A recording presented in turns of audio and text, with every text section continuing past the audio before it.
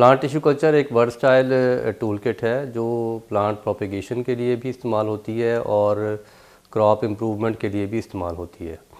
Basically जो concept दिया गया था श्रीडन एंड शवान ने जो सेल थ्योरी पेश की थी, उसमें कॉन्सेप्ट यही था कि हर सेल जो है उसमें कंप्लीट जेनेटिक इन्फॉर्मेशन है, जिस जेनेटिक इन्फॉर्मेशन को यूज़ करके वो सेल जो है it can develop into A complete organism.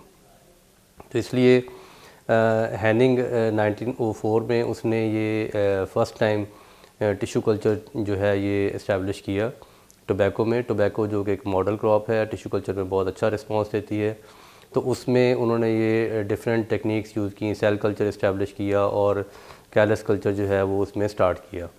तो टिश्यू कल्चर जो है एज़ द नेम शोज़, आप प्लांट में कोई भी टिश्यू लेके उससे जो पूरे का पूरा प्लांट जो है वो इस्टेब्लिश कर सकते हैं। जो मिसिंग पार्ट्स हैं, लाइक अगर आपने कटिंग ली है तो उसमें शूट्स मिसिंग पार्ट है, जो उसमें रूट्स हैं वो मिसिंग पार्ट है।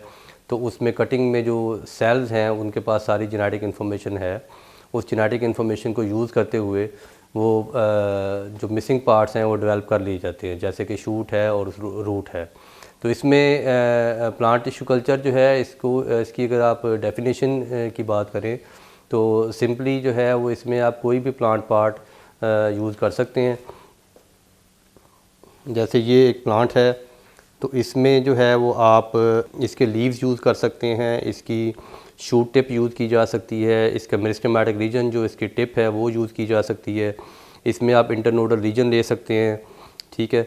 और इसके अलावा इवन इसके जो रूट पार्ट्स हैं उनको भी आप एक्सरसाइज कर सकते हैं और उसको जो है वो मीडिया के अंदर लगा सकते हैं।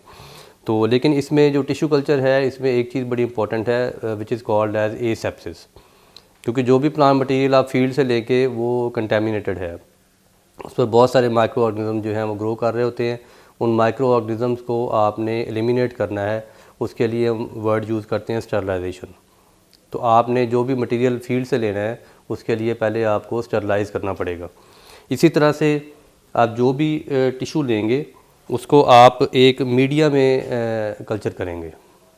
तो वो मीडिया जो है वो दैट प्रोवाइड्स ऑल न्यूट्रिशन जो कि प्लांट ग्रोथ के लिए ज़रूरी है। उस मीडिया को उसकी डिटेल हम आपको बताएंगे। वो मीडिया जो है कंप्लीट न्यूट्रिशन जो है वो प्रोवाइड करता है जो भी प्लांट ग्रोथ के लिए ज़रूरी है। तो उसके लिए आप हम डिफरेंट वेसल्स यूज़ कर सकते हैं। You can use test tube, you can use petri plates, you can use glass jars और फ्लास्क। तो कोई भी जो है वो वेसल उसके लिए यूज़ किया जा सकता है। तो मीडिया जो है ये, इस मीडिया में कोई भी प्लांट पार्ट जो है वो आप लगा सकते हैं आफ्टर स्टरलाइजेशन। इसी तरह जो मीडिया आपने बनाया है उस मीडिया में भी आपने बहुत सारे केमिकल्स जो हैं वो डिज़ोल्व किए हैं, तो उसकी भी स्टरलाइजेशन ज़रूरी है। So the basic concept in tissue culture is to ensure asepsis at each and every step. जब आपने प्लांट लेना है, प्लांट को आपने स्टरलाइज करना है, प्लांट पार्ट्स को, जिसको हम एक्सप्लांट कहते हैं। इसी तरह से जब आपने मीडिया बनाना है उस मीडिया को आपने स्टरलाइज करना है, और जब आपने वो प्लांट पार्ट जो है वो मीडिया में इनाकुलेट करना है उस वक्त भी आपने उसको स्टेराइल कंडीशन के अंदर जो है वो उसके कल्चर करना है। तो टिश्यू कल्चर जो है इसकी बहुत सारी एप्लीकेशंस हैं। इसमें एक जो आम लोगों के लिए इसका ख़ास फ़ायदा है वो ये है कि ये आप बहुत थोड़ा सा प्लांट मटेरियल इस्तेमाल करके तो बहुत लार्ज स्केल पे जो है वो आप प्लांट्स डेवलप कर सकते हैं, which is commonly known as micro propagation. तो दुनिया में इस वक्त बहुत सारी कमर्शियल लैब्स जो हैं वो माइक्रो प्रोपेगेशन कर रही हैं, पर्टिकुलरली इन ऑर्नामेंटल प्लांट्स जो ज़बाइशी पौधे हैं, जिनमें फ्लावरिंग प्लांट्स हैं, जिनमें बहुत सारे प्रीशियस मटेरियल है। इसी तरह मेडिसिनल प्लांट्स के हवाले से भी बहुत सारी मेडिसिनल प्लांट्स जो आम तौर पे उनकी प्रोपेगेशन मुश्किल है उसके लिए भी टिश्यू कल्चर जो है वो इस्तेमाल किया जा सकता है।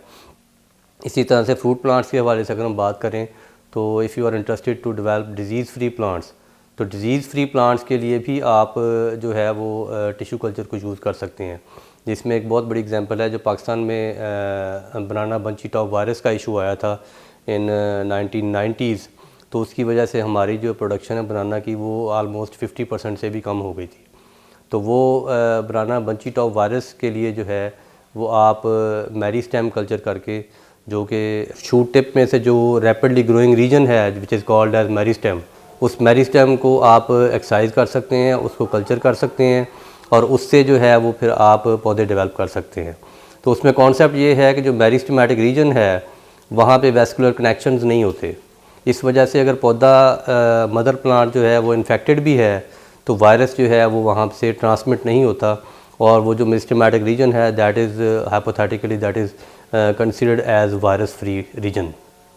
तो उस रीजन को आप एक्सरसाइज कर सकते हैं, उस रीजन को आप टिश्यू कल्चर में लगा सकते हैं, उससे प्लांट्स डेवलप कर सकते हैं और वायरस फ्री प्लांट्स जो है वो बनाए जा सकते हैं। But remember these plants are virus free, these are not virus tolerant और वायरस रेजिस्टेंट। तो वो उसमें क्योंकि बनाना जो है वो उसकी शक्कर से प्रोपेगेशन होती है, ये सेक्शुअल प्रोपेगेशन है, तो उसमें अगर आपके पास क्लीन मटेरियल नहीं है तो फिर आप जो है वो वायरस फ्री पौधे नहीं बना सकते। तो इसलिए इन्फेक्टेड प्लांट से भी आप टिश्यू कल्चर के ज़रिए मेरिस्टेमेटिक रीजन लेके तो उससे जो है वो डिज़ीज़ फ्री प्लांट्स आप बना सकते हैं। इसी तरह ये टेक्निक जो है ये सिट्रस में भी इस्तेमाल हो रही है। सिट्रस में भी वायरस फ्री प्लांट्स और डिज़ीज़ फ्री प्लांट्स जो हैं वो डेवलप किए जा रहे हैं। उसमें पहले डिफरेंट स्टेप्स हैं, उसमें पहले थर्मोथेरेपी की जाती है, एक स्पेसिफिक टेम्परेचर पे जो है वो प्लांट्स को रखा जाता है फॉर सम टाइम। उसके बाद जो है उन प्लांट से फिर मेरिस्टेमेटिक रीजन लेके तो आप उस मेरिस्टेमेटिक रीजन को जो है वो आगे यूज़ कर सकते हैं, उसकी माइक्रोग्राफ्टिंग कर सकते हैं जिससे डिज़ीज़ फ्री प्लांट्स डेवलप हो सकते हैं। तो ये कुछ जनरल एप्लीकेशंस हैं टिश्यू कल्चर की जिसमें आप मास प्रोपेगेशन कर सकते हैं, आप डिज़ीज़ फ्री प्लांट्स जो हैं वो डेवलप कर सकते हैं। इसके अलावा क्रॉप इम्प्रूवमेंट में जैसे जैसे साइंस में एडवांसमेंट हो रही है टिश्यू कल्चर की एप्लीकेशंस जो हैं वो बढ़ती जा रही हैं। It is also called as in vitro culture. In vitro का मतलब ये है कि ये आप कंट्रोल्ड कंडीशन में किसी भी ग्लास वेसल में इसको परफॉर्म कर सकते हैं। तो ये साइंस में एडवांसमेंट के साथ साथ बहुत सारी आपके एक्सपेरिमेंट्स साइंटिस्ट के ऐसे ड्रीम्स होते हैं जिनके लिए आपको कंट्रोल्ड कंडीशंस चाहिए जो कि फील्ड में पॉसिबल नहीं है। तो टिश्यू कल्चर लैब में वो आप कर सकते हैं। टिश्यू कल्चर लैब में आप आर्टिफिशियल मीडिया यूज़ कर रहे हैं, आप प्लांट मटेरियल जो है उसको आप कंट्रोल कर सकते हैं, कौन सा प्लांट मटेरियल आपने यूज़ करना है, कौन से ग्रोथ हार्मोन्स आपने यूज़ करने हैं, कौन से न्यूट्रिएंट्स जो हैं वो कम ज़्यादा करने हैं। So everything is controllable. Even you can control the light conditions, you can control humidity वहाँ पे कितनी होनी चाहिए, और जो एडवांस्ड टिश्यू कल्चर लैब्स हैं आप उसमें वेसल में कार्बन डाइऑक्साइड कितनी होनी चाहिए, ऑक्सीजन कितनी होनी चाहिए। तो ये सारी चीज़ें कंट्रोलेबल हैं। तो ये साइंटिस्ट को एक बहुत अच्छी जो है वो एप्लीकेशन प्रोवाइड कर रही हैं कि जिससे वो अपने जिस तरह के भी एक्सपेरिमेंट्स हैं वो प्लान कर सकता है। फील्ड में जो है वो स्ट्रेस कंडीशंस देना इट्स अ डिफ़िकल्ट जॉब और उससे फिर एग्जैक्ट रिजल्ट्स लेना, जबकि आप टिश्यू कल्चर में आप मीडियम में जो है वो स्ट्रेस कंडीशंस क्रिएट कर सकते हैं, साल्ट स्ट्रेस दे सकते हैं, आप ड्राउट स्ट्रेस दे सकते हैं, और उसके अगेंस्ट जो है वो प्लांट्स जो हैं उनको मल्टीप्लाई कर सकते हैं या उनमें जो टॉलरेंस पोटेंशियल है उसको आप देख सकते हैं। तो इस तरीके से जो है वो चाइना ने बहुत सारी सोमा क्लोनल वेरिएशन के ज़रिए, सोमा क्लोनल वेरिएशन एक ऐसी टूल है जिसमें आप कंटिन्यूस मल्टीप्लिकेशन करते हैं ऑफ द प्लांट मटेरियल और उसमें फिर देखते हैं कि कौन सी नेचुरल म्यूटेशंस हुई हैं। उन म्यूटेशंस को फिर आप एक्सप्लोर करते हैं और उन म्यूटेशन से फिर आप जो है वो देखते हैं कि कौन से पौधे जो हैं वो आपको if your objective is to develop salt tolerance और ड्राउट टॉलरेंस, तो उसके अगेंस्ट फिर आप स्क्रीन करते हैं, वो कंडीशंस आर्टिफिशियली क्रिएट करते हैं और उसके अगेंस्ट स्क्रीन करते हैं कि ये कौन से पौधे हैं जो हैं वो टॉलरेंस शो कर रहे हैं। तो ये इस तरीके से चाइना ने बहुत सारे सोमा क्लोनल वेरिएंट्स जो हैं वो रिलीज़ किए हैं एज़ वैराइटीज़, और ये एक सस्ता मेथड है, इसमें बहुत ज़्यादा जो है वो हाई टेक किस्म की टेक्नोलॉजी इन्वॉल्व नहीं है, तो इसमें ये डेवलपिंग कंट्रीज़ के लिए it's a very useful tool. इसके अलावा आप सोमैटिक हाइब्रिडाइजेशन कर सकते हैं। सोमैटिक हाइब्रिडाइजेशन में जिन प्लांट्स में नेचुरल पोलिनेशन नहीं होती, there are some problems, cross incompatibility है या इस किस्म के इश्यूज़ हैं, तो उनमें जो ब्रीडिंग है वो उसमें नॉर्मली वो ब्रीडिंग जो फील्ड में वो पॉसिबल नहीं है, तो आप सेल्स जो हैं उनको फ्यूज़ करके जो डिफरेंट पेरेंट से लिए गए हैं तो उनसे आप सोमैटिक हाइब्रिड डेवलप कर सकते हैं। तो यूएस में फ्लोरिडा में जो है वो सिट्रस ग्रुप जो है वो इस पर बहुत ज़्यादा काम कर रहा है और इसने बहुत सारे सोमैटिक हाइब्रिड्स जो हैं वो डेवलप किए हैं सिट्रस में। इसी तरह चाइना ने बहुत सारे सोमैटिक हाइब्रिड्स जो हैं वो डेवलप किए हैं। It's a very popular tool और इसमें भी जो है वो tissue culture main role play कर रहा है। इसी तरह से सिंथेटिक सीड्स जो हैं वो बनाए जा सकते हैं, ऐसी क्रॉप्स जिनमें सीड प्रोड्यूस नहीं होते। तो उनमें आप somatic embryogenesis is also a very useful tool of tissue culture, कि उसमें आप कोई भी पार्ट लेके या उससे कैलस बना सकते हैं या डायरेक्ट एम्ब्रियोजेनेसिस कर सकते हैं। तो सीड जो है, सीड में बेसिकली एम्ब्रियो होता है which is covered by seed coat, तो उसको आप यूज़ करते हैं फॉर फर्दर प्रोपेगेशन। तो इसी तरह से जो सिंथेटिक सीड्स हैं, सिंथेटिक सीड जो है बेसिकली एम्ब्रियोज़ हैं, सोमैटिक एम्ब्रियोज़। उन सोमैटिक एम्ब्रियोज़ को जो है वो आप कोटिंग प्रोवाइड कर देते हैं जो सोमैटिक एम्ब्रियोज़ को डेसिकेट नहीं होने देती, जो उसमें मॉइस्चर को मेंटेन करती है। तो उस मॉइस्चर की मेंटेनेंस जो है वो ज़रूरी है ताकि एम्ब्रियो जो है वो अलाइव रहे। तो उसके लिए सिंथेटिक सीड्स कैल्शियम एल्जिनेट जो है उसके लिए यूज़ किया जाता है, उसकी जेल बना के, तो उसमें जो है एम्ब्रियोज जो उनको कवर कर दिया जाता है, तो वो उनको यूज़ किया जा सकता है एज सिंथेटिक सीड्स। इस पे आजकल रिसेंटली बहुत सारे पेपर्स पब्लिश हो रहे हैं and people are working on that. उनकी एफिशिएंसी कितनी है, उनको कितने अरसे के लिए स्टोर किया जा सकता है और उनकी वायबिलिटी कितनी है, तो इस किस्म की जो है। इसी तरह से टिश्यू कल्चर जो है इसमें जेनेटिक इंजीनियरिंग जो है it's a very popular tool crop improvement में। आजकल इस पे बहुत ज़्यादा काम हो रहा है, बायोटेक्नोलॉजी पे बहुत ज़्यादा काम हो रहा है। तो उसमें जो है वो again the basic step is tissue culture. किसी भी क्रॉप में आप काम करना चाह रहे हैं तो उसमें आपको एफिशिएंट रीजनरेशन प्रोटोकॉल चाहिए। आपने जीन जो है वो आइसोलेट कर लिया है, वेक्टर बना लिया है, वेक्टर के ज़रिए वो आपने उसको ट्रांसफॉर्म कर लिया है प्लांट टिश्यू में। तो अगर आपके प्लांट टिश्यूज़ जो हैं वो प्रॉपरली ग्रो नहीं कर रहे, रिस्पॉन्ड नहीं कर रहे, ठीक है, तो फिर इसमें जो है ये आपकी सारी एफ़र्ट जो है वो ज़ाया हो जाएगी। तो जब भी किसी क्रॉप में ट्रांसफॉर्मेशन का काम स्टार्ट किया जाता है तो first of all you need efficient regeneration protocol. जो एफिशिएंट रीजनरेशन प्रोटोकॉल जो है वो आपको अच्छी रीजनरेशन देता है in the form of embryogenesis, या आप उसमें शूट इंडक्शन करते हैं, तो उसके बाद फिर आप सक्सेसफुल होते हैं कि आपके जीन्स जो हैं वो प्लांट में ट्रांसफॉर्म हो जाएं और उसमें फिर आप उसका एक्सप्रेशन जो है वो टेस्ट कर सकते हैं। तो इस लिहाज से अगर देखा जाए तो टिश्यू कल्चर जो है ये इसकी एप्लीकेशन वक्त के साथ साथ बहुत ज़्यादा बढ़ रही हैं। मेडिसिनल प्लांट्स में सेल कल्चर के ज़रिए जो है वो सेकेंडरी मेटाबोलाइट एक्सट्रैक्शन पे बहुत ज़्यादा काम हो रहा है। ऐसे कंपाउंड जो मेडिसिनल प्लांट्स प्रोड्यूस करते हैं उनको आप उनके सेल्स को जो है वो सेल कल्चर में ग्रो करके एक्सट्रैक्शन प्रोटोकॉल्स अगर आपके इस्टेब्लिश्ड हैं तो आप बहुत जो मेडिसिनली इंपॉर्टेंट कंपाउंड्स हैं, सेकेंडरी मेटाबोलाइट्स हैं, उनको आप एक्सट्रैक्ट कर सकते हैं और उसको यूज़ कर सकते हैं फॉर डिफरेंट पर्पसेस। तो इन सारी जो मैंने एप्लीकेशंस बताई हैं आपको, इनमें these are all applications of tissue culture. इसमें आप मास प्रोपेगेशन कर सकते हैं, आप क्रॉप इम्प्रूवमेंट कर सकते हैं, और आप जो कमर्शियल साइड है, कमर्शियल फार्माकोलॉजी साइड पे आप सेकेंडरी मेटाबोलाइट एक्सट्रैक्शन की तरफ जो है वो मूव कर सकते हैं। तो ये टिश्यू कल्चर की एप्लीकेशंस हैं। अब आगे हम आपको बताएंगे कि इसमें डिफरेंट स्टेप्स क्या हैं, कैसे आप मीडिया प्रिपेयर करते हैं, कैसे उसकी स्टरलाइजेशन होगी, उसके बाद इनाकुलेशन कैसे करनी है आपने, और उसके बाद जो प्लांट जब ग्रो कर जाएगा तो उसकी क्लेमेटाइजेशन जो है वो किस तरीके से करेंगे, और कैसे आप उसको ग्रोथ रूम से जो है वो ग्रीन हाउस में लेके जाएंगे ताकि वो फील्ड में जो है वो सर्वाइव कर सकें। ये जो हमने प्लांट टिश्यू कल्चर मीडिया की बात की थी, तो मीडिया में हमने ये बताया था कि ये इसमें सारी न्यूट्रिशन होती है जो कि किसी भी पौधे की बेसिक ग्रोथ के लिए रिक्वायर्ड है। तो उसमें डिफरेंट मीडिया कंपोजिशंस हैं। इसमें अब साइंटिस्ट का रोल ये है कि वो इसमें जो मैक्रो एलिमेंट्स हैं जिसमें कि नाइट्रोजन, फास्फोरस, पोटाशियम ऐसे एलिमेंट्स हैं, इसी तरह कुछ माइक्रो एलिमेंट्स हैं जिसमें जिंक है, बोरॉन है, तो इस किस्म के एलिमेंट्स जो कम मिकदार में चाहिए उनको माइक्रो एलिमेंट्स कहते हैं।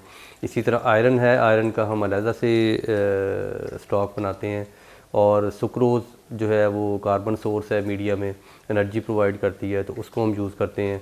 और उसके बाद चूँकि ये सारी चीज़ें आपने डिस्टिल्ड वाटर में ऐड की हैं तो उसमें वो लिक्विड फॉर्म में होगी, तो उसको सॉलिडिफाई करने के लिए, उसको जेली की शक्ल देने के लिए एगर यूज़ किया जाता है, which is a seaweed. उसको ग्राइंड किया जाता है और वो सिर्फ उसमें जो है वो जेलिंग का काम करता है। तो ये मेन कॉन्स्टिट्यूएंट्स हैं मीडिया के, किसी भी मीडिया के। मुराशिजी एंड स्कूक जो है ये उन्होंने एक मीडिया डेवलप किया था इन 1962 फॉर टोबैको। जैसे मैंने पहले बताया कि टोबैको एक मॉडल क्रॉप है और टिश्यू कल्चर में उसका बहुत ज़्यादा अच्छा रिस्पॉन्स है। तो बायोटेक्नोलॉजी में बहुत सारे जो बेसिक एक्सपेरिमेंट्स होते हैं वो उसमें टोबैको को एज ए क्रॉप यूज़ किया जाता है। तो इसमें जो है मीडिया में उन्होंने 1962 में जो कंपोजिशन बनाई थी that was found very much useful for different crops. उसमें फ्रूट क्रॉप्स में भी, वेजिटेबल्स में भी, बहुत सारे जो ऑर्नामेंटल क्रॉप्स में उसमें भी। तो इसलिए जो एमएस मीडिया है वो टिश्यू कल्चर में खासा पॉपुलर है। उसमें फिर आगे आप अल्ट्रेशन कर सकते हैं। अब मैक्रो सार्ट्स जो हैं वो किसी और कंपोजिशन के यूज़ कर सकते हैं, लाइक एम्प्टी मीडिया जो है मुराशिजियन टक्कर मीडिया, वो हम सिट्रस के लिए यूज़ करते हैं। तो उसमें साल्ट कंपोजिशन थोड़ी सी डिफरेंट है। तो इसमें यही टिश्यू कल्चर की खूबसूरती है कि आप इसमें मैक्रो चेंज कर सकते हैं, मैक्रो में कोई एक साल्ट चेंज कर सकते हैं, माइक्रो में जो है वो कंपोजिशन चेंज कर सकते हैं। अब वाइटामिन किसी और कंपोजिशन के यूज़ कर सकते हैं। सुक्रोज जो है उसको कम ज़्यादा कर सकते हैं, 10 ग्राम यूज़ कर सकते हैं, आप 50 ग्राम तक उसको ले जा सकते हैं। तो इसमें यही ख़ास बात है कि आप कोई भी कंपोजिशन जो है उसको यूज़ कर सकते हैं और उसका इफ़ेक्ट देख सकते हैं कि अगर आपने कोई साल्ट कम या ज़्यादा किया है तो उसका प्लांट ग्रोथ पे क्या इफ़ेक्ट है। तो इसी तरह जो बेसिक मीडिया है उसमें ये कंपोनेंट्स हैं, उसमें मैक्रो एलिमेंट्स हैं, उसमें माइक्रो है, उसमें वाइटामिन्स हैं, आयरन है, और उसके बाद फिर आप उसमें एगर डालते हैं, सुक्रोज डालते हैं, ठीक है। उसके बाद ये सारा जो है ये आपका जो भी सोल्यूशन बनेगा उसकी पीएच एडजस्ट करते हैं ताकि जो प्लांट की ग्रोथ के लिए प्रॉपर पीएच रिक्वायर्ड है वो पीएच उसको, वो एनवायरनमेंट उसको प्लांट को मिले। तो उसमें जो कंपोजिशन है वो नॉर्मली हम एमएस की कंपोजिशन यूज़ करते हैं, लेकिन मुख्तलिफ साइंटिस्ट जो हैं उन्होंने डिफरेंट टाइम्स पे डिफरेंट क्रॉप्स के लिए डिफरेंट मीडिया जो है वो डेवलप किए हैं। तो उन मीडिया को जो है वो जिस क्रॉप में आप काम करना चाह रहे हैं और उसकी डिपेंड करेगा आपके ऑब्जेक्टिव पे कि आप क्या करना चाह रहे हैं टिश्यू कल्चर में, उसके अकॉर्डिंगली फिर आप जो मीडिया सेलेक्ट करते हैं और उस मीडिया में अगर आपको अल्ट्रेशन करना चाहते हैं that depends upon your objective. तो इसमें जो है अभी हम आपको ये बेसिक स्टेप्स बताएंगे। जो माइक्रो एलिमेंट्स हैं और वाइटामिन्स हैं वो बहुत कम मिकदार में चाहिए होते हैं। तो उसके लिए जो है वो अगर आप हर दफ़ा उसकी वेइंग करेंगे तो उसमें एरर के काफ़ी ज़्यादा चांसेस होते हैं। 0.05 milligram, 0.005 milligram, something like that. तो इस तरह की बहुत छोटी जो है वो क्वांटिटी चाहिए होती है।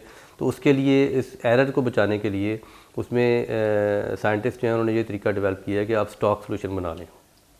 आप उसकी जो एलिमेंट्स आपको कम मिकदार में चाहिए उनको आप 100 टाइम्स या 10 टाइम्स आप उसको मल्टीप्लाई कर लेते हैं। वो आपकी मेजरिंग में आसानी हो जाती है, एक्यूरेट जो है वैल्यू आप मेजर कर सकते हैं।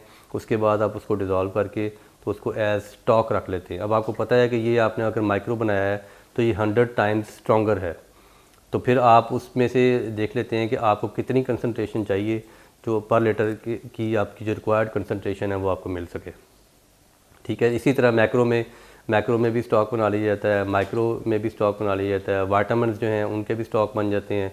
तो आप बजाय इसके कि आपको बार बार जो है वो साल्ट्स जो हैं वो वे करने पड़े, तो आप स्टॉक लेते हैं और उसमें से अपनी रिक्वायर्ड क्वांटिटी लेके तो आप आसानी से मीडिया बना लेते हैं।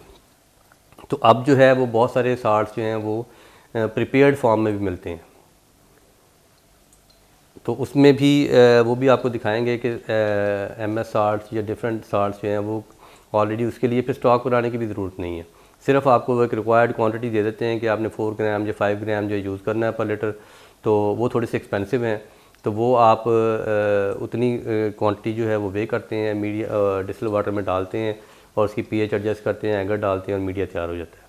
तो वो उसमें आसानी है वो, लेकिन वो ज़रा एक्सपेंसिव है। तो जो कन्वेंशनल वे है, कन्वेंशनल वे में यही है कि आप मैक्रो माइक्रो आयरन के जो वाइटामिन्स के अलग अलग स्टॉक बनाते हैं, उनमें से रिक्वायर्ड क्वांटिटी लेते हैं और वो क्वांटिटी जो है आपकी फिर उसमें डिस्टिल वाटर में डिज़ोल्व करते हैं। उसके बाद जितना भी आपने मीडिया बनाना चाह रहे हैं, 1 लीटर बनाना चाह रहे हैं, 5 लीटर बनाना चाह रहे हैं, तो वो आप मीडिया जो है बना लेते हैं। तो नॉर्मली जो भी आपने साल्ट वे करने हैं, पहले आप देखेंगे कि मीडिया कौन सा यूज़ करना है, आपने कंपोजिशन कौन सी यूज़ करनी है।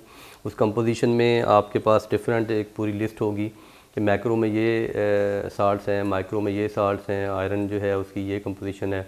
तो उसके अकॉर्डिंगली आप डिफरेंट साल्ट्स जो हैं उनकी वेइंग कर लेते हैं। तो वेइंग के लिए जो है वो इलेक्ट्रॉनिक बैलेंस यूज़ किया जाता है। तो उसमें आप मीडिया कंपोजिशन को फॉलो करते हुए तो जो भी मैक्रो या माइक्रो एलिमेंट्स आपने वे करने हैं तो वो आप इलेक्ट्रॉनिक बैलेंस जो है, और इसमें एहतियात की ज़रूरत ये है कि एक तो बैलेंस जो है वो प्रॉपरली जो है वो स्टेबल जगह पे हो, जैसे बेंच टॉप बैलेंस, और उसमें फ़ैन वगैरह ना चल रहा हो ताकि उसमें जो कोई एरर आने के चांसेस जो हैं वो कम हो। तो आप जो भी आपका रिक्वायर्ड साल्ट है उसको जो उसकी रिक्वायर्ड क्वांटिटी चाहिए आपको, वो क्वांटिटी आप उससे वे करते हैं, और वे करके तो फिर जो है वो आप उसमें साथ साथ जो है वो डिज़ोल्व कर, दोनों मेथड यूज़ होते हैं। अगर आप साथ साथ वे करके डालना चाह रहे हैं वो भी यूज़ कर सकते हैं। उसमें ये हॉट प्लेट है मैग्नेटिक स्टिरर, इसमें मैग्नेटिक फील्ड है, और मैग्नेटिक फील्ड जब आप उसको करंट देते हैं तो वो रोटेट करता है।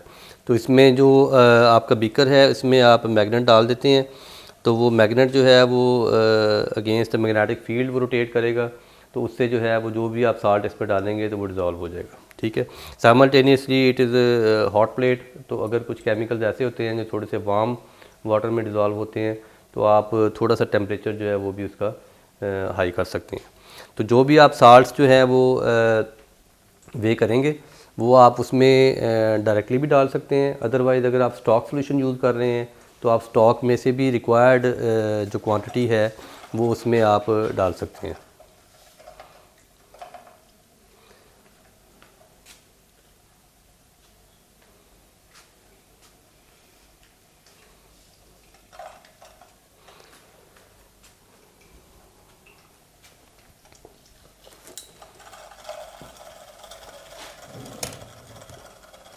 ये डिफरेंट स्टॉक सॉल्यूशंस हैं जो मैक्रो एलिमेंट्स, ये हम एमएस की कंपोजिशन जो है उसके स्टॉक बनाए हुए हैं। तो इसमें मैक्रो एलिमेंट्स हैं, मैक्रो एलिमेंट्स हैं, वाइटामिन्स हैं। आयरन जो है इसको ऑक्सीडेशन से बचाने के लिए आपको जो एम्बर बॉटल है इसके लिए यूज़ की जाती है, which is dark coloured bottle, और इसके ऊपर जो है वो एलुमिनियम फॉयल आप लगा देते हैं टू अवॉइड ऑक्सीडेशन। इसके बाद इसको जो है ये जितने स्टॉक हैं आपके these should be stored at 4 degree Celsius, और नॉर्मली जो है ये स्टॉक से 3 से 4 महीने तक आप स्टोर कर सकते हैं। तो ज़्यादा लंबी स्टोरेज जो है उसको अवॉइड करना चाहिए, फ्रेश स्टॉक बनाएं ताकि वो जो न्यूट्रिएंट अवेलेबिलिटी है उसमें एरर्स ना आएँ। ये इनमें जितना आपने वॉल्यूम लेना है that will depend upon its strength, कि आपने जो मैक्रो बनाए हैं से for example if it is 10x तो फिर आप नॉर्मली 100 ml उसमें से लेंगे।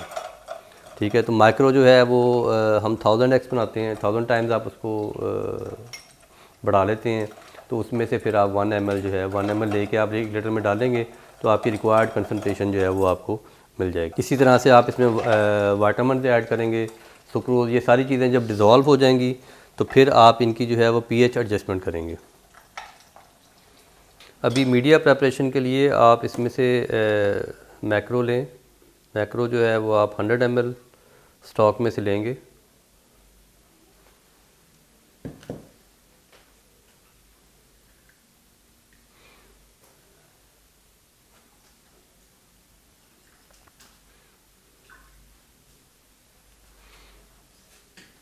बीकर जो है इसको मैग्नेटिक स्टिरर पे रखेंगे ताकि वो साथ साथ जो है वो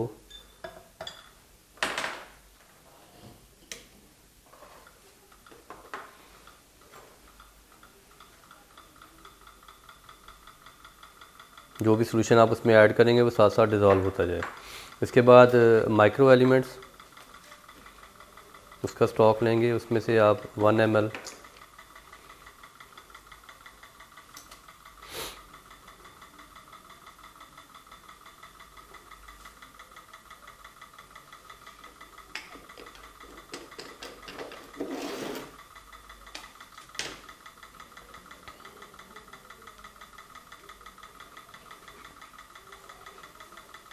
पिपट जो है इसकी क्लीनिंग ज़रूरी है, क्योंकि अगर आप उसको क्लीन नहीं करेंगे तो आपके स्टॉक भी कंटेमिनेट हो जाएंगे, और जो इस स्टॉक कंटेमिनेशन को अवॉइड करने के लिए पिपट्स को हर दफ़ा आपने क्लीन करना है, और उसके बाद आप इसको टिश्यू से क्लीन करें। टिश्यू से क्लीन करके तो फिर जो है वो नेक्स्ट स्टॉक जो है उसको यूज़ करें।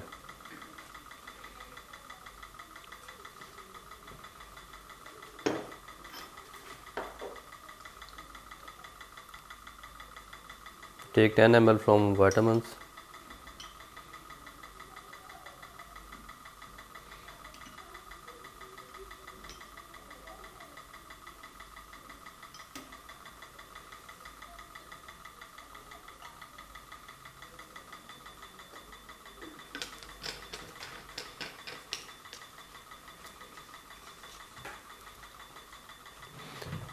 अब आप इसमें सुक्रोज ऐड करेंगे मीडिया में।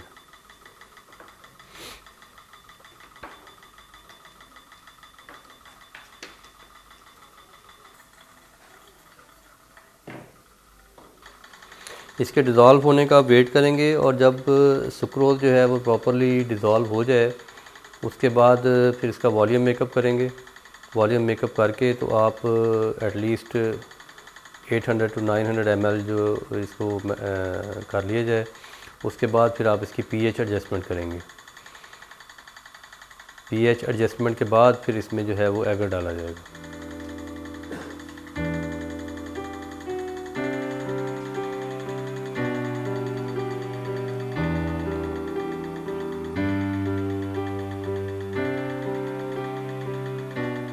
अब इसका वॉल्यूम मेकअप करें।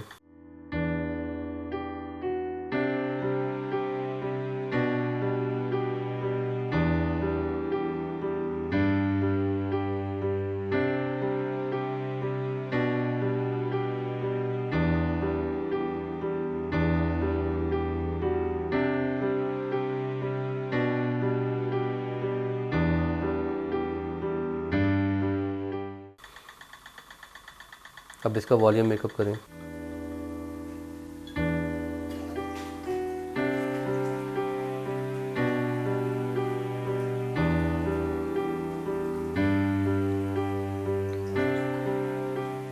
इसको अब आप 900 ml तक वॉल्यूम कर लें इसका।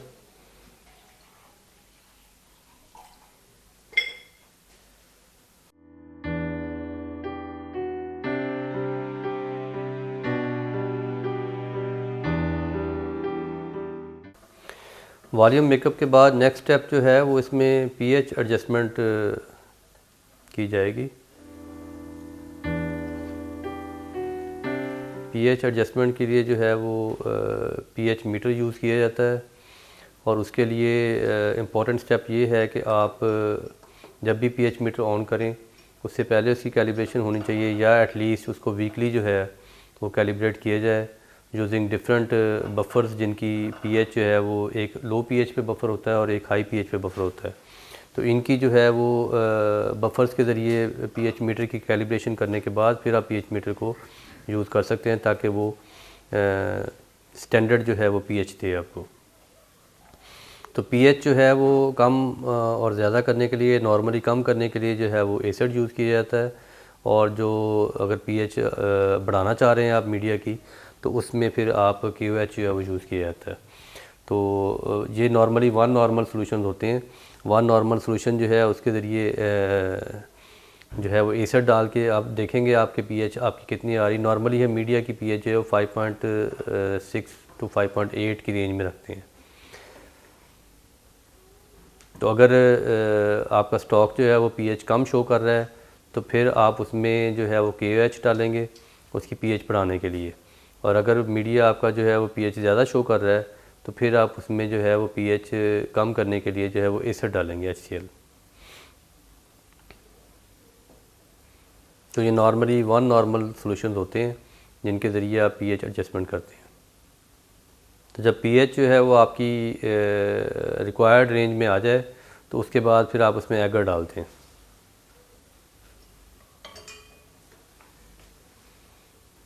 इलेक्ट्रोड जो है इसको वॉश करें। वॉश करने के बाद इसको pH मीटर जो है उसको ऑफ़ कर दें।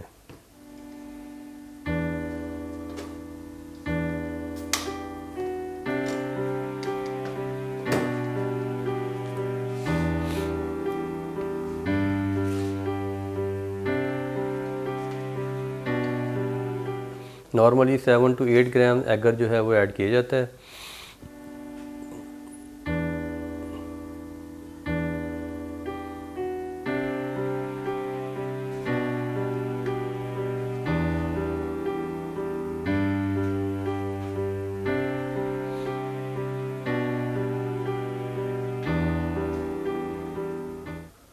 एगर डालने से थोड़ा सा कलर भी जो है वो मीडिया का चेंज हो जाता है। सॉलिडिफाइंग एजेंट्स डिफरेंट अवेलेबल हैं, इसमें फाटा जेल है और जेल राइट के नाम से भी हैं डिफरेंट कंपनीज़ के।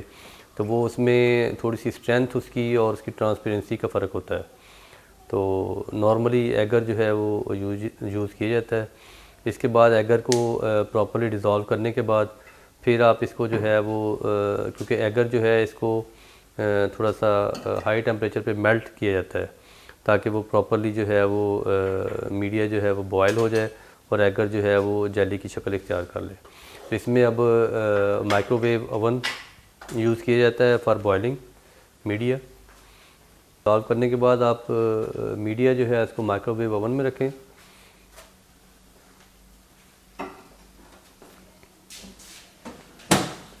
इसके बाद इसको हीट किया जाएगा अनलेस के वो बॉयल हो जाए ताकि एगर जो है प्रॉपर्ली उसमें डिज़ोल्व हो जाए, मेल्ट हो जाए। जब मीडिया प्रॉपर्ली बॉयल हो जाएगा और एगर उसमें अच्छी तरीके से मेल्ट होकर मिक्स हो जाएगा तो फिर उसके बाद उसको बाहर निकालेंगे और आप थोड़ा सा वेट करेंगे ताकि मीडिया जो है वो सेमी हॉट कंडीशन में आ जाए। तो फिर उसके बाद जो है वो उसकी पोरिंग जो है वो स्टार्ट की जाएगी।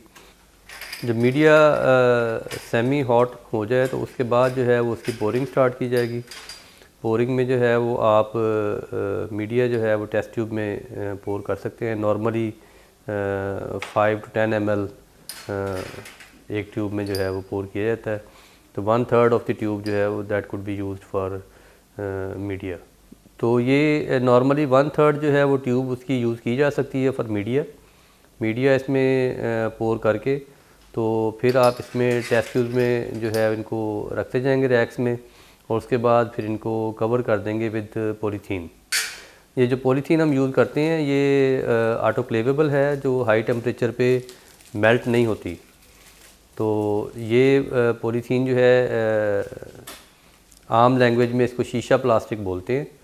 तो ये हाई टेम्परेचर जो है ये बर्दाश्त कर लेती है और जब हम मीडिया को स्टरलाइज करते हैं, ऑटोक्लेविंग करते हैं तो उसमें फिर कोई इश्यूज़ नहीं आते इसमें प्लास्टिक के मेल्ट होने के।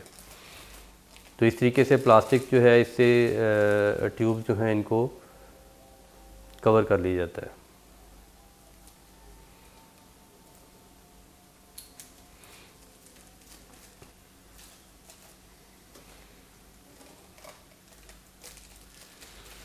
रबर बैंड जो आप लगाएंगे वो टाइट होने चाहिए ताकि जो एयर अंदर ना जाए।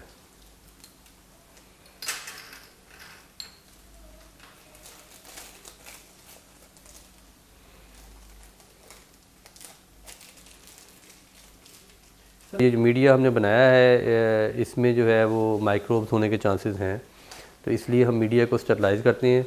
मीडिया स्टरलाइजेशन के लिए ऑटोक्लेव की यूज़ किया जाता है। ऑटोक्लेव ऐसा इंस्ट्रूमेंट है जो मीडिया स्टरलाइजेशन करता है at high temperature and pressure. तो it's just like pressure cooker. तो उसमें जो है वो हाई टेम्परेचर पे और प्रेशर पे जो है वो मीडिया को स्टरलाइज़ किया जाता है। तो ये नॉर्मली 121 डिग्री सेंटीग्रेड जो है वो टेम्परेचर यूज़ किया जाता है और 15 पाउंड्स पर इंच पर स्क्वायर इंच जो है वो प्रेशर होता है। तो वो ये अब जो नए ऑटोक्लेव्स आ रहे हैं उसमें ये स्टैंडर्ड कंडीशंस ऑलरेडी सेट होती हैं और उस पर आप मीडिया रखते हैं और फॉर 20 मिनट्स जो है वो उसकी स्टरलाइजेशन होती है। तो 20 मिनट्स जब वो 121 डिग्री सेल्सियस अटेन कर लेता है तो उसके बाद जो है फिर उसको 20 मिनट्स दिए जाते हैं ताकि 20 मिनट्स तक मीडिया जो है 121 पे रहे। तो ऑटोक्लेव जो है उसमें again when you are using autoclave थोड़ा सा उसमें केयरफुल होने की ज़रूरत है क्योंकि उसमें प्रेशर होता है। तो जब उसका प्रेशर जो है वो ज़ीरो पे आ जाए तो फिर आप ऑटोक्लेव जो है उसको ओपन कर सकते हैं। तो टेस्ट ट्यूब जो है या जो भी ग्लास वेसल आपने यूज़ किया है जैसे मीडिया है तो वो आप ऑटोक्लेव में रखेंगे और ऑटोक्लेव में जो है वो डिस्टिल वाटर यूज़ किया जाता है जो उसमें स्टीम डेवलप करेगा। तो वो डिस्टिल वाटर ऐड करने के बाद उसका जो पानी का लेवल आप चेक करेंगे कि पूरा है। उसके बाद आप इसमें टेस्ट ट्यूब रखेंगे, फिर आप ऑटोक्लेव जो है उसको ऑन कर देंगे। तो ये तकरीबन आधे घंटे से 1 घंटे का प्रोसीजर है। तो उसमें जो है वो ऑटोक्लेव जो है वो मीडिया को स्टरलाइज़ कर देगा। जब उसका प्रेशर 0 पे आ जाए तो फिर आप ऑटोक्लेव जो है उसको ओपन करेंगे, उसमें से मीडिया निकाल लेंगे और मीडिया निकालते हुए आप चेक करेंगे कि जो टेस्ट ट्यूब्स हैं उनके रबर बैंड्स डैमेज तो नहीं हुए। तो अगर रबर बैंड डैमेज हुए हैं तो वो आप नए रबर बैंड लगा देंगे उनके ऊपर, और मीडिया जो है वो उसको आप ग्रोथ रूम में रख देंगे ताकि मीडिया जो है सोलिडिफाई हो जाए। मीडिया सोलिडिफाई होने के बाद आप उसको 3-4 दिन 5 दिन के लिए रखते हैं, ताकि अगर उसमें स्टरलाइजेशन के बावजूद कुछ ट्यूब्स में या कुछ प्लेट्स में कोई कंटेमिनेशन रह गई है, कोई माइक्रोबियल ग्रोथ आ रही है, तो फिर वो ट्यूबें आप निकाल के उनको डिस्कार्ड कर देंगे और आफ्टर 5 to 6 डेज़ फिर वो मीडिया जो है that is ready for inoculation.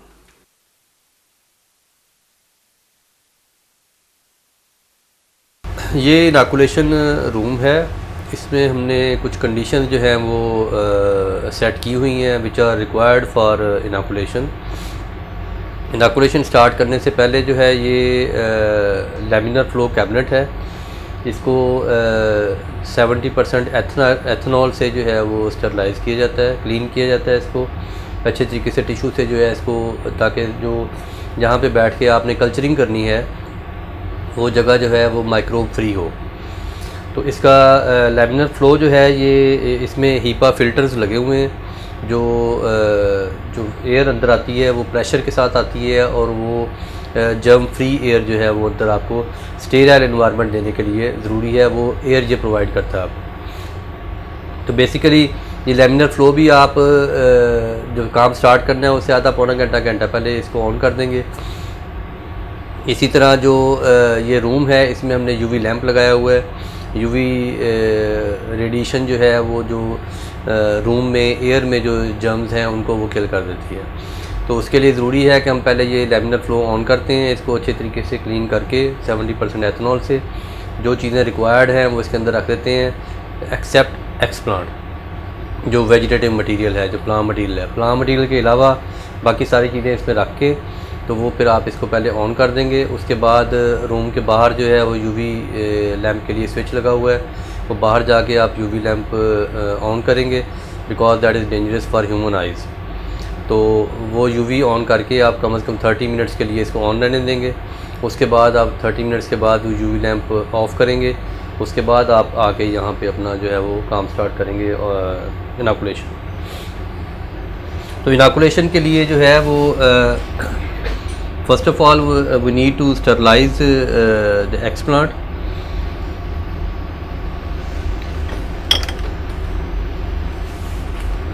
जो टूल्स आपको चाहिए वो भी ऑटोक्लेव्ड होने चाहिए, फोर्सेप्स, स्कैल्पल, जो चीज़ें आपको चाहिए।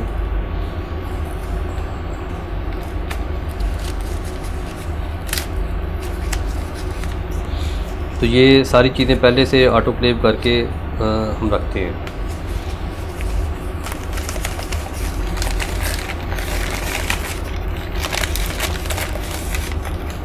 This should be properly wrapped in the newspaper.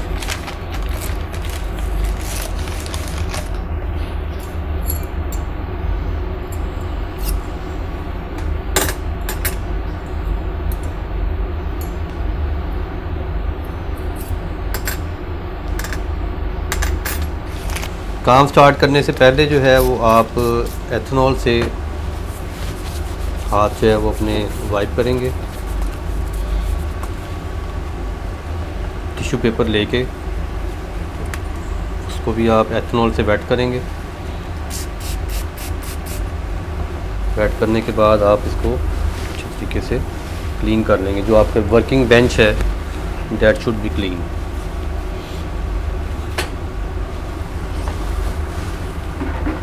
ये जो लैमिनर फ्लो है इसमें वी आल्सो नीड फ्लेम। इसमें बहुत ज़्यादा एहतियात की ज़रूरत है क्योंकि ये गैस बर्नर है और अगर आप इसको एथनॉल आपके हाथों को लगा हो और आप बर्नर के करीब ले जाएंगे तो वो हाथों में जो है वो आग लग सकती है। और ये अक्सर बच्चे जो वो जब केयरफुली काम नहीं करते तो ये इस तरह के प्रॉब्लम्स आ जाते हैं। तो केयरफुली आपने इसको फ्लेम को ऑन करना है और कोशिश करें कि उस वक्त आपके हाथों में एथनॉल ना लगा हो और नीचे भी एथनॉल ना हो। उसके बाद आप जो फोर्सेप्स जो आपने यूज़ करनी है उनको आप फ्लेम स्टरलाइज करेंगे।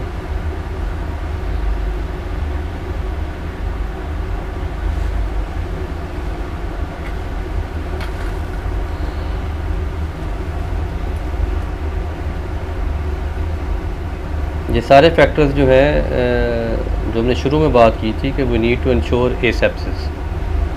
तो एसेप्सिस जो है उसको आपने इंश्योर करना है कि वो आपकी फोर्सेप्स क्लीन हो, आपका जो वर्किंग एनवायरनमेंट है वो क्लीन हो।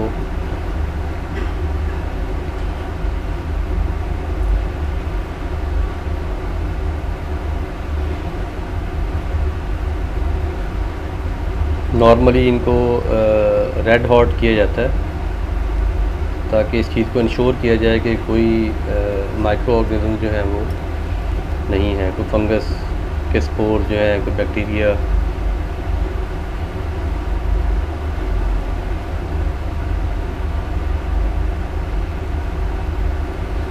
इसके बाद आप इसको रख देंगे वापस स्टैंड पे ताकि ये कूल डाउन हो जाए।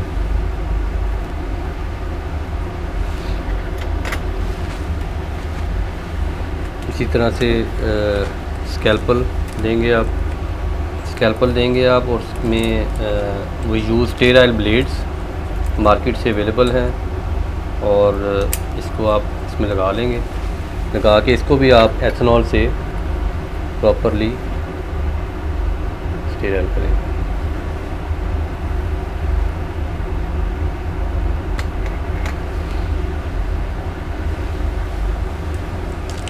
कंडीशन जो है वो आपकी रेडी है। Now we go for explant sterilization. Explant sterilization आप पहले भी कर सकते हैं, तो अगर आपने रेड हॉट कर ली है फोर्सेप्स तो आप उसके बाद भी कर सकते हैं। एक्सप्लांट स्टरलाइजेशन के लिए जो है ये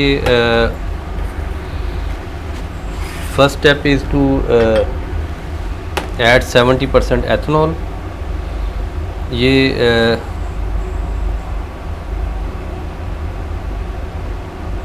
सिट्रस के जो हैं ये एक्सप्लांट्स हैं।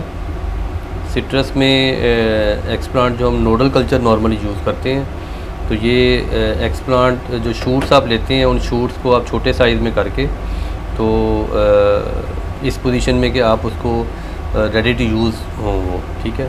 तो आप एक्सप्लांट जो है उसको पानी में वेट कर लेते हैं ताकि थोड़ी सी उसकी सरफेस जो है वो क्लीन हो जाए, पहले जो उसमें डस्ट पार्टिकल्स हैं वो निकल जाएं पहले। इसमें डिस्टिल वाटर है, इसको हम निकाल देंगे।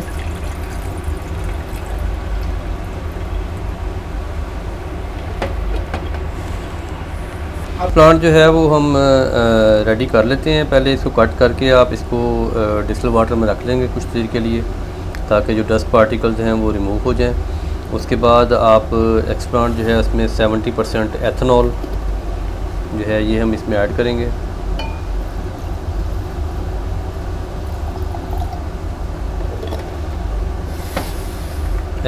एथेनॉल जो है ये सरफेस स्टरलाइजेशन के लिए यूज़ होता है। इसको नॉर्मली 2 से 3 मिनट दे सकते हैं। 2 से 3 मिनट तक जो है वो इसको स्टरलाइज करने के बाद आप इसमें से एथेनॉल जो है इसको रिमूव कर देंगे।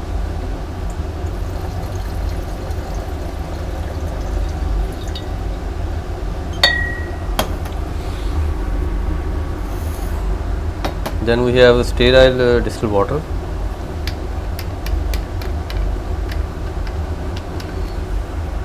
इसको आप वॉशिंग के लिए यूज़ करेंगे टू रिमूव एक्सेसिव एथेनॉल।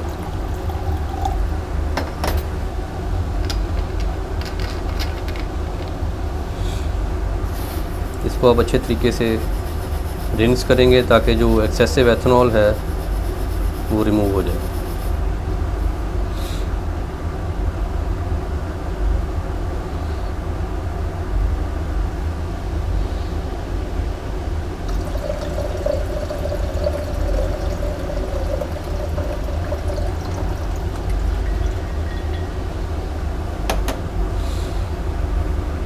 इसके लिए एटलीस्ट 2 से 3 वॉशिंग जो हैं वो दी जाती हैं ताकि जो एथेनॉल है वो अच्छी तरीके से रिमूव हो जाए।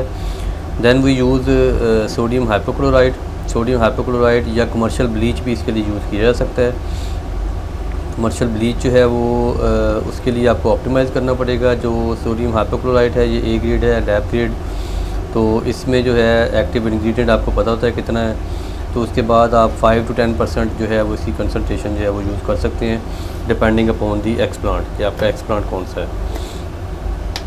तो ये 10% सोडियम हाइपोक्लोराइड आप इसमें ऐड करेंगे।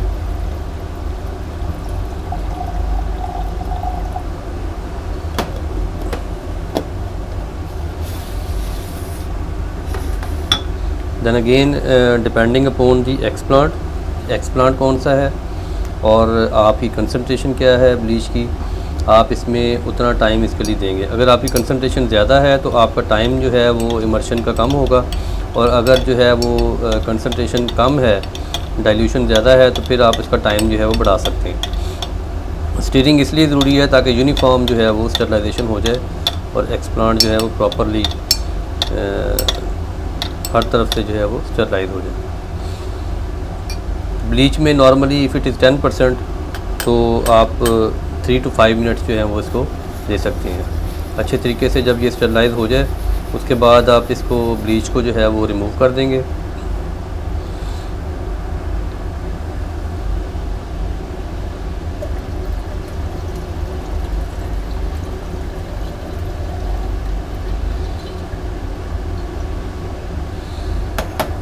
Then again rinsing with sterile distilled water.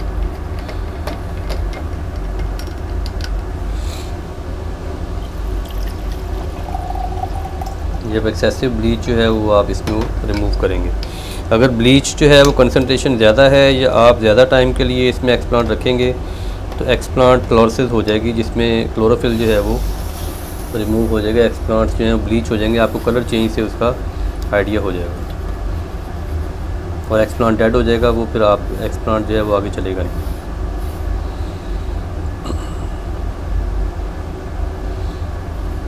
तो ब्लीच में अगेन अच्छे तरीके से आप इसको रिंस करें ताकि एक्सेसिव ब्लीच जो है वो रिमूव हो जाए।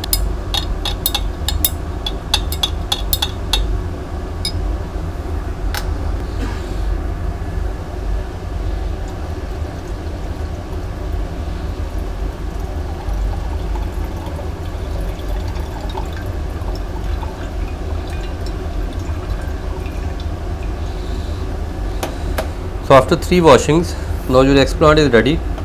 आप इसको कल्चरिंग के लिए जो है वो इस्तेमाल कर सकते हैं।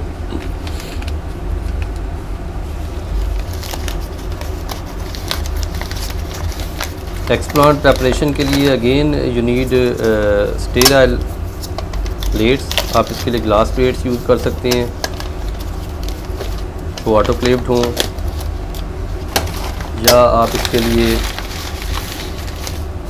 स्टेराइल प्लास्टिक प्लेट्स अवेलेबल होती हैं, मार्केट से मिल जाती हैं, वो भी आप उसको लिए यूज़ कर सकते हैं। Every time when ever you bring your hand out of the laminar flow, तो फिर आप इसमें दोबारा हाथ अंदर ले जाने के लिए आपको पहले इसको स्टरलाइज करने की ज़रूरत है। वो आपका एक्सप्लांट रेडी है आफ्टर स्टरलाइजेशन।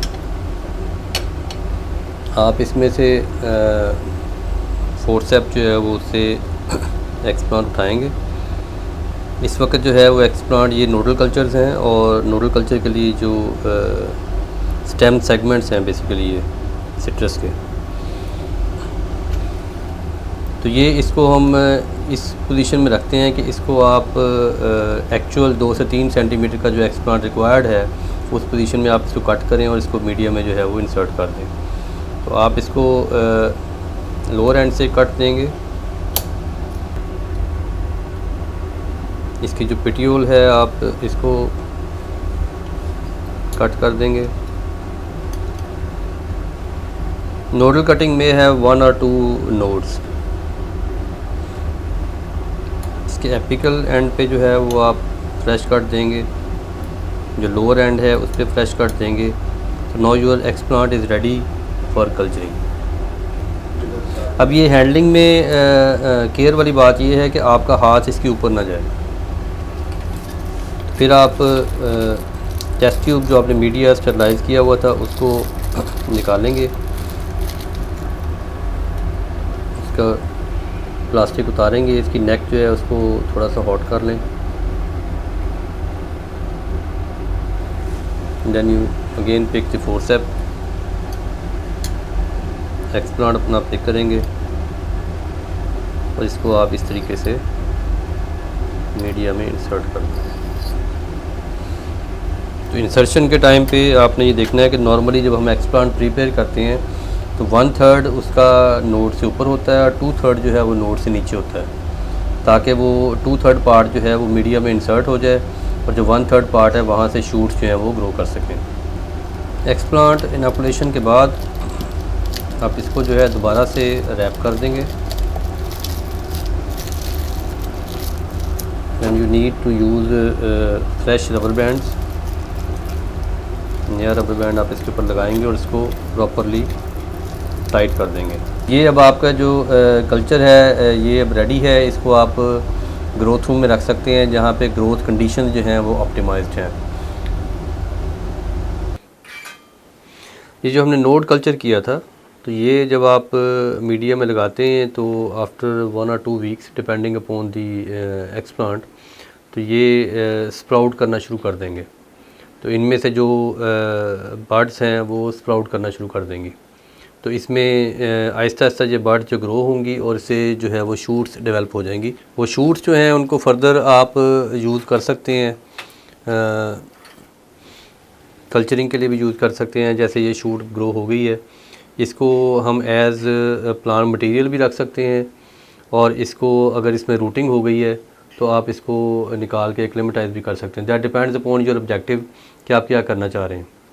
अगर आप इसी प्लांट मटेरियल को मल्टीप्लाई करना चाह रहे हैं तो इसी मटेरियल को हम निकालेंगे और इसको जैसे हमने पहले इनोकुलेशन की है इसको इसका एपिकल पार्ट जो है इसको कट करेंगे और इसको नए मीडिया में जो है वो लगा देंगे, जिससे नई शूट जो हैं वो ग्रो कर देंगी।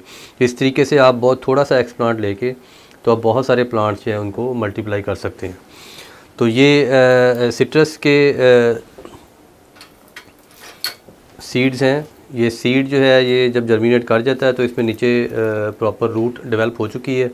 अब ये अगर आप इस प्लांट को एज सच निकालना चाह रहे हैं, इसको एक्लेमेटाइज करना चाह रहे हैं तब भी आप कर सकते हैं। अगर आप इसको फर्दर मल्टीप्लाई करना चाह रहे हैं तो उसके लिए भी आप इसके नोड्स जो हैं उनको यूज़ कर सकते हैं।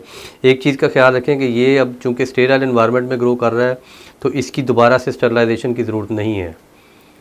तो इसको आप डायरेक्टली जो है एक्सप्लांट को निकालेंगे, इसको डिवाइड करेंगे इसके नोड्स जो हैं और उनको फर्दर मीडिया में इनोकुलेट कर देंगे ताकि जो है वो नए प्लांट्स डेवलप हो सकें।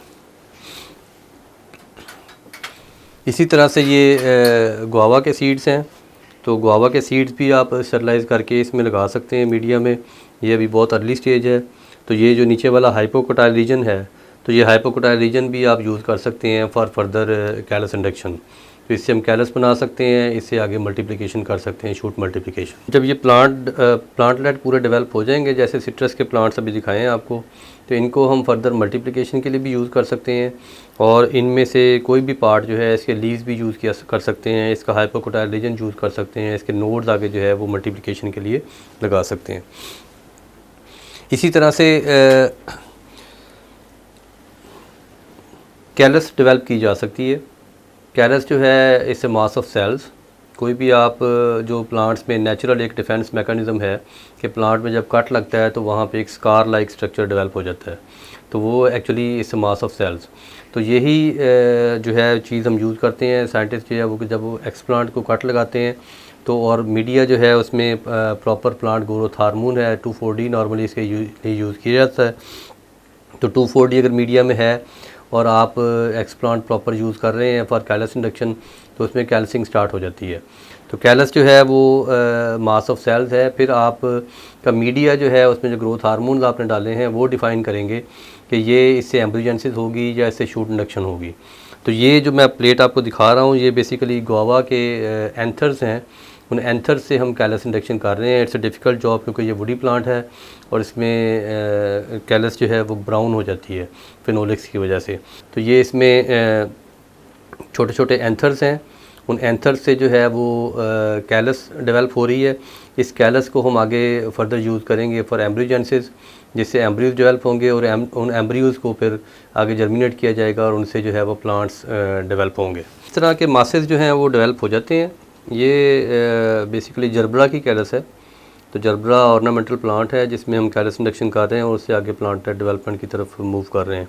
तो इस कैलस को आप फर्दर मल्टीप्लाई कर सकते हैं, इसको सब कल्चर कर सकते हैं डिफरेंट मीडिया में, और इससे फिर आगे एम्ब्रियोजेनेसिस कर सकते हैं जिससे प्लांट्स जो हैं वो डेवलप हो जाते हैं।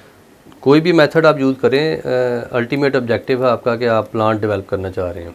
जब plant complete plantlet develop हो जाएगा, जिसमें शूट है उसके साथ प्रॉपर रूट है, तो फिर नेक्स्ट स्टेप है वो इसकी एक्लेमेटाइजेशन।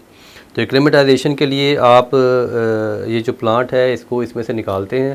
ये नीचे जो एगर है ये आप इस इजीली वॉशेबल, आप इसकी जेली जो है इसको वॉश कर देते हैं, टैप वाटर में इसको वॉश करें। तो उसके बाद पॉट जो है उसमें डिफरेंट मीडिया यूज़ कर सकते हैं। नॉर्मली हम इसमें सैंड यूज़ करते हैं। सैंड में एक तो रूटिंग अच्छी हो जाती है, जो रूट ग्रोथ है उसमें प्रॉब्लम नहीं आता, और ड्रेनेज अच्छी होती है। तो उसकी वजह से जो फंगल इश्यूज आते हैं अगर आप सॉयल यूज़ करें या sometimes in compost as well. तो नॉर्मली हम इसके लिए सैंड यूज़ करते हैं सिट्रस और गुआवा के लिए। तो इसमें पॉट में सैंड डाली हुई है। इसमें जो आप प्लांट निकालेंगे उसको वॉश करने के बाद आप इसमें जो है वो ट्रांसप्लांट कर देंगे। ट्रांसप्लांटिंग के बाद इसमें एहतियातन जो है वो आप थोड़ा सा फंजीसाइड का स्प्रे कर सकते हैं ताकि एक्सेसिव ह्यूमिडिटी की वजह से फंगस ना आए। ठीक है। तो इसके बाद क्योंकि पौधा जो है वो जो ग्लास वेसल में ग्रो कर रहा है, तो ग्लास वेसल के अंदर ह्यूमिडिटी ज़्यादा होती है, तो उसके लीफ जो सेल्स हैं वो फिर ज़्यादा ह्यूमिडिटी की वजह से उसी तरीके से एक्लेमेटाइज हुए होते हैं। तो लीफ स्ट्रक्चर भी काफ़ी टेंडर होता है। तो जब आप इसको इस कंडीशन में लेके आते हैं तो टेम्परेचर भी चेंज होता है, ह्यूमिडिटी भी चेंज हो रही है, ह्यूमिडिटी कंडीशंस जो हैं, तो इस वजह से प्लांट अपने आप को एक्लेमेटाइज करता है according to the new conditions. तो इसमें आप ये चाहते हैं कि आप उसी कंडीशन में रखें उसको, आप इसके ऊपर कवर कर देते हैं ताकि उसको एक्सेसिव ह्यूमिडिटी मिले और पौधा जो है वो विल्ट ना करे। तो इसलिए जो है ये पौधा इसमें आप ट्रांसप्लांट कर देंगे, इसको ऊपर से कवर कर देंगे फॉर 2 to 3 वीक्स, ताकि पौधा जो है वो ह्यूमिड कंडीशन में ग्रो करे, उसमें तेज़ी से विल्टिंग ना। एक्लेमेटाइजेशन बहुत क्रिटिकल है।